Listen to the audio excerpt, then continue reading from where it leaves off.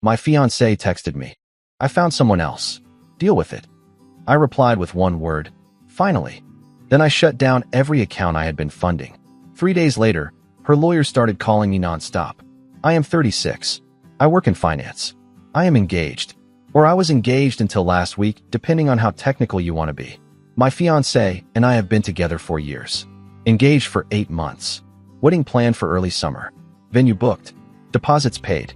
Guest list mostly finalized. From the outside, everything looked stable. Inside the relationship, it was more like managed chaos that I kept mistaking for confidence. She has always had a sharp personality. Direct. Cutting. The kind of person who calls it honesty when it is really just impatience. Early on, I told myself that was part of the appeal. She was decisive. She knew what she wanted. She did not sugarcoat things. Over time, that sharpness turned outward toward me more often. Small digs dressed up as jokes. Comments about how my job was safe but boring. How her friends' partners were more exciting. How I should be grateful she chose me. We live together. I cover most of the expenses. Rent, utilities, insurance, streaming subscriptions, groceries. She contributes sporadically when freelance work is good. I did not love that setup, but I accepted it because we were building toward marriage. Or so I thought. 3 days ago, I was at work when I got a message from her. No build-up. No discussion beforehand. Just a statement. She told me she had found someone else and that I needed to deal with it. That was it. No apology. No explanation. Just dismissal. Like she was firing a contractor. What surprised me was not the betrayal. In hindsight, the signs were there. What surprised me was the tone. Casual. Almost smug.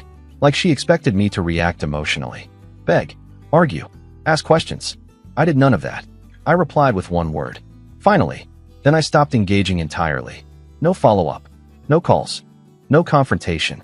Instead, I spent the rest of that afternoon doing something she clearly had not considered. I logged into every account I funded, and I turned them off one by one. When I say I cut off every account I funded, I mean everything that quietly kept her life comfortable without her having to think about it. I did not do it dramatically. I did not announce it. I did not threaten it. I just treated it like an administrative task that was overdue. Our joint checking account was first. I moved my paycheck reroute before the end of the business day and drained my contribution down to the exact amount that was legally mine. I left enough to avoid overdrafts for anything already pending. I am not reckless. I am precise. Then came the subscriptions. Phone plan canceled on my end and ported to a new number I control. Her phone stayed active for about 6 hours before service dropped. Streaming services logged out everywhere. Cloud storage downgraded. The gym membership I paid for froze automatically when the card declined. The car insurance was next. The policy was in my name. She was a listed driver. I removed her. Same with roadside assistance. Same with the credit card she used for emergencies that I paid off every month. I changed passwords on anything tied to my identity. Email, banking, utilities. I did not lock her out of the apartment. That would have caused unnecessary legal noise. I simply packed a bag and stayed with a friend while I figured out the next step. That night, she texted me again. This time the tone was different. Confused. Irritated.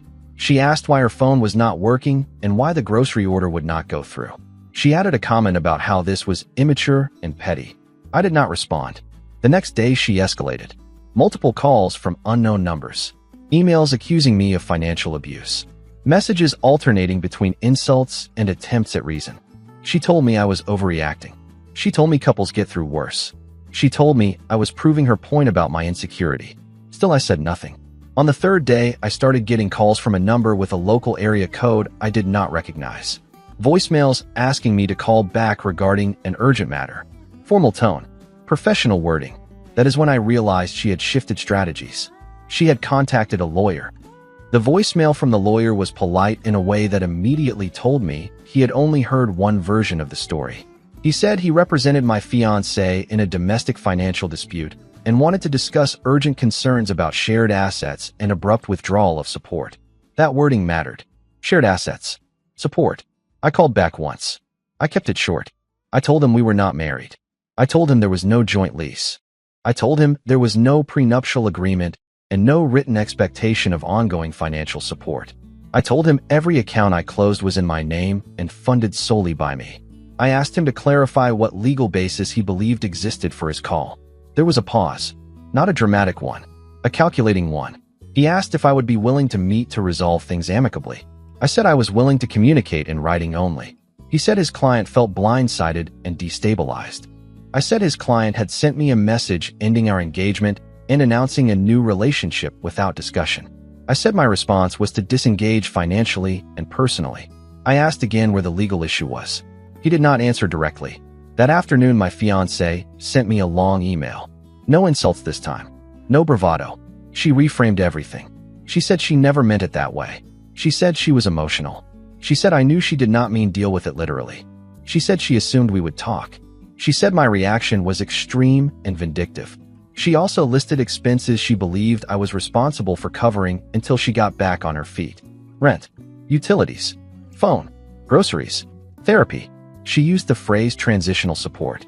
Reading that was the moment something clicked cleanly into place. This was not about heartbreak. This was about entitlement. I replied once. Briefly, I said the engagement was over. I said there would be no further financial support. I said all communication should go through her lawyer. Then I blocked her number again. Within an hour, the lawyer called back. His tone had changed. The lawyer called back sounding careful instead of confident. He asked if I had time to talk now. I said no and asked him to email his concerns. He did anyway a few minutes later. The email was shorter than I expected. No demands this time. Just questions. Clarifying questions.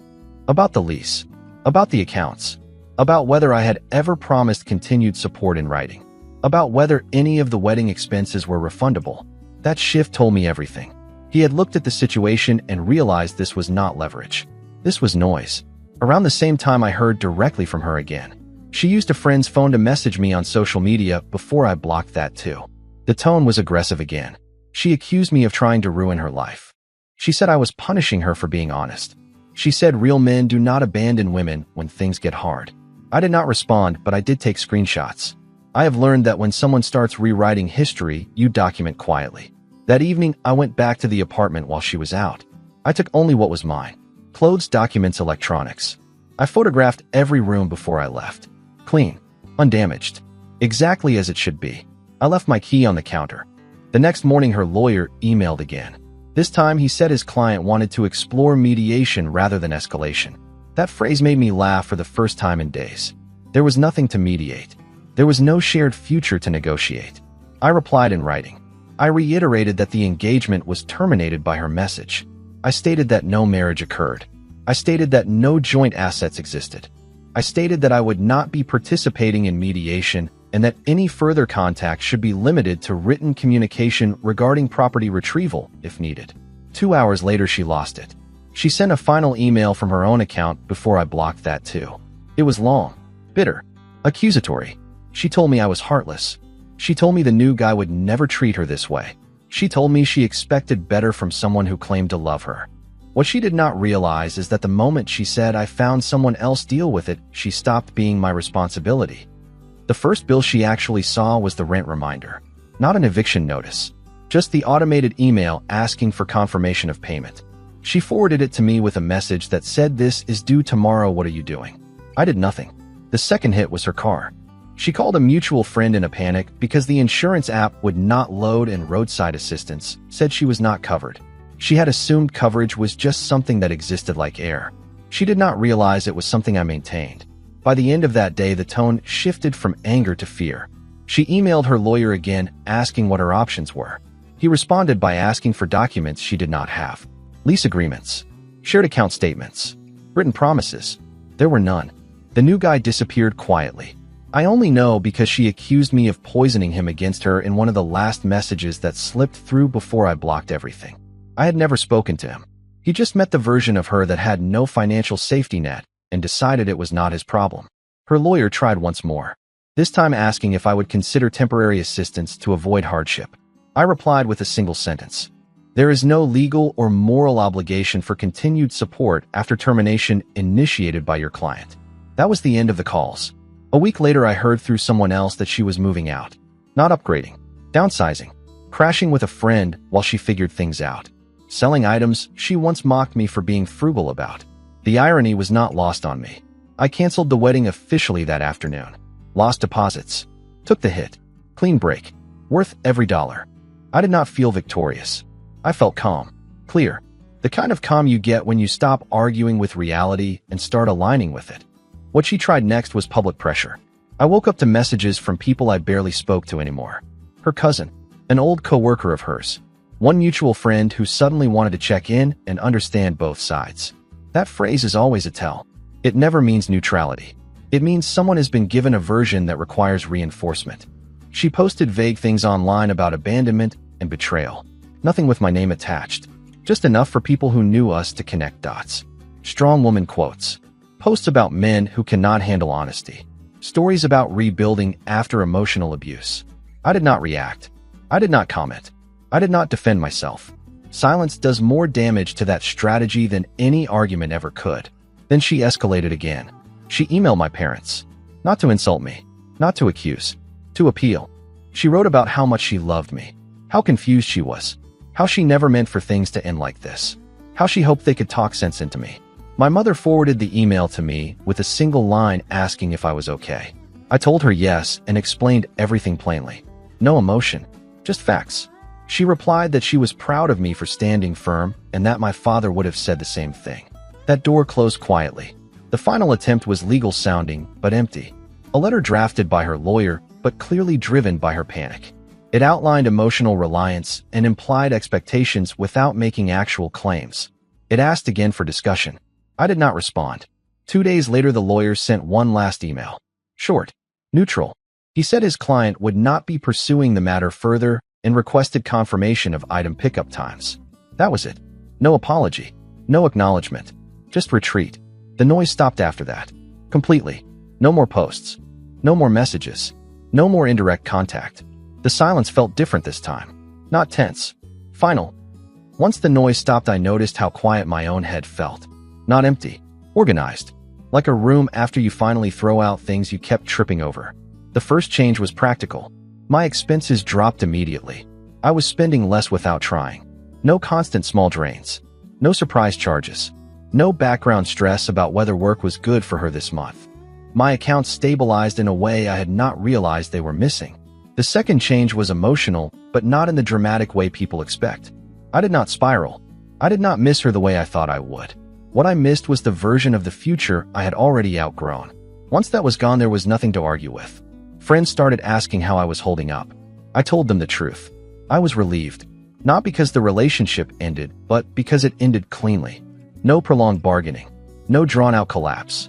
Just a clear line and forward motion. I replayed the moment of her text more than anything else. Not with anger, but with clarity. That message was not impulsive. It was confident. She believed she had leverage. She believed I would absorb the shock and keep providing stability while she explored options. When that assumption failed, everything else unraveled. That realization mattered. It told me this was not a single bad decision. It was a worldview. I also learned something about myself. I am not reactive. I am responsive. When something breaks trust at a structural level, I do not argue with it. I remove myself from the load-bearing position and let it stand or fall on its own. She told people I was cold. I am fine with that. Cold implies distance. What I felt was alignment. The apartment is gone now. I moved into a smaller place closer to work. It is quiet. It is mine. I sleep better. I wake up without tension. She finally tried to talk to me directly a little over a week after everything went quiet. Not through lawyers. Not through friends. She showed up in person. I was coming back from work when I saw her car parked down the block from my new place. Different car, actually. A borrowed one. She stepped out when she saw me and started walking over like this was some coincidence. Like she had not mapped out the timing. She looked smaller. Not physically. Energetically. The confidence was gone.